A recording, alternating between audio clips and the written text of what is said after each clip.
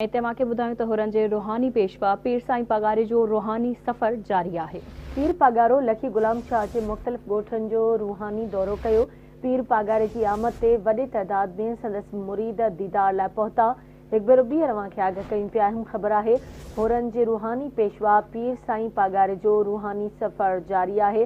पीर पगारो लखी गुलाम शाह जे मुख़्तलिफ़ ॻोठनि जो रूहानी दौरो कयो। पीर पगारे जी आमद ते वॾे तइदाद में संदसि मुरीद दीदार लाइ पहुता। हिकु भेरो ॿीहर तव्हांखे ॿुधायूं त हुरनि जो रूहानी पेशवा पीर साईं पगारो जो रूहानी सफ़र जारी आहे। पीर पगारो लखी गुलाम शाह जे मुख़्तलिफ़ ॻोठनि जो रूहानी दौरो बि कयो आहे। इन हवाले सां तफ़सील मालूम कंदासीं। असां लाइन ते मौजूदु आहे आवाज़ न्यूज़ रिपोर्टर हिदायतुल्ला महर। जी हिदायतुल्ला, वधीक अपडेट कजो। हाजी ॿुधाईंदो हलां त लखी गुलाम शाह वेझो ॻोठ गणगाई फ़कीर महर, ॻोठ हाजी मेहर फ़कीर महर ऐं मोची ॻोठ में कलोड़ा फ़कीरनि में हुरनि जो रूहानी पेशवा पीर साईं पगारो 42 साल बादनि पहुतो। पीर साईं पगारो फ़कीरनि खे दीदार कराए दुआ पिणु ख़ैर घुरी। उन ई मौक़े ते मुख़्तलिफ़ ॻोठनि खां हज़ारे माण्हू पीर साईं जे दीदार करण लाइ पहुता। पीर साईं जे आमद वक़्तु पुलिस पारां सिक्योरिटी जा सख़्तु इंतज़ाम कया विया हुया।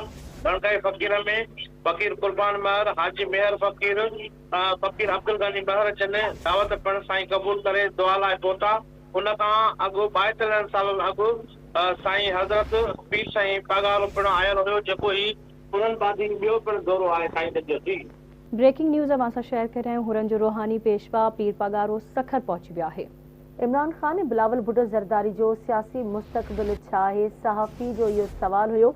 पाकिस्तान में कंहिंजे बि मुस्तक़बिल बाबति नथो चई सघिजे। पीर पगारे इहो जवाबु ॾिनो, हितां जे सियासतदाननि जे मुस्तक़बिल जी सिर्फ़ ख़ुदा खे ख़बर आहे।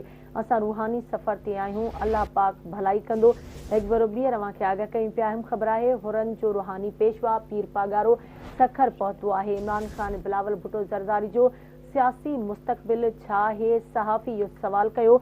पाकिस्तान में कंहिंजे बि मुस्तक़बिल बाबति नथो चई सघिजे। पीर पगारे इहो जवाबु ॾिनो, हितां जे सियासतदाननि जे मुस्तक़बिल जी सिर्फ़ ख़ुदा खे ख़बर आहे। असां रूहानी सफ़र ते आहियूं, अल्लाह पाक भलाई कंदो। हिकु भेरो ॿीहर असां अहम ख़बर शेयर करे रहिया आहियूं। हुरनि जो रूहानी पेशवा पीर पगारो रूहानी सफ़र ते सखर पहुतो आहे। इमरान ख़ान ऐं बिलावल भुट्टो ज़रदारी जो सियासी मुस्तक़बिल छा आहे? सहाफ़ी पारां इहो सवाल कयो वियो। पाकिस्तान में कंहिंजे बि मुस्तक़बिल बाबति नथो चई सघिजे।